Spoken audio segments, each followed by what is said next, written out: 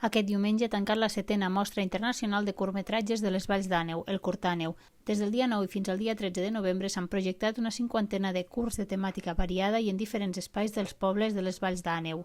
Un dels plats forts ha estat la projecció del film SOS, realitzat pels alumnes d'infantil i primària de les Valls d'Àneu. Han fet tots els alumnes, absolutament tots els alumnes de primària i d'infantil de l'Escola La Closa d'aquí d'Esterri d'Àneu. És un projecte molt bonic perquè, més enllà del resultat que pugui ser molt més brillant o no, és un resultat d'un treball conjunt. Cada classe i cada alumne ha participat d'alguna manera en aquest projecte i, per tant, vull dir, és un projecte global, absolutament global de l'escola. També s'ha fet passis per als alumnes del centre docent, els quals han coincidit que no és el tipus de cinema al que estan acostumats, però que any rere any esperen les sessions del Curtàneu, ja que hi descobreixen films i temàtiques interessants i els acosta el cinema a prop de casa. He vist el de la noia que li faltava una cama, que era ballarina, i m'ha cridat l'atenció perquè no l'havia vist mai i és molt interessant, ja que no acostumem a veure aquestes coses.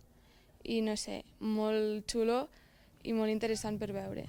A mi el que més m'ha cridat l'atenció ha sigut el dels ocells, perquè han fet molta gràcia i ha sigut molt divertit.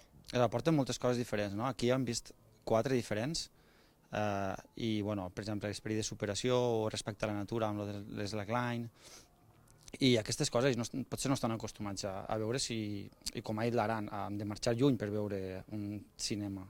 Hi ha alguna coseta més aquí que es pot veure, però no és habitual que es vagin. Pel que fa a novetats, enguany Curtàneu ha ampliat col·laboracions amb entitats diverses per oferir un ventall més ampli de projeccions. Festival de Barcelona, que es diu Coreoscop, amb el qual hem incorporat el cinema de dansa a dins de les sessions variades de Curtàneu.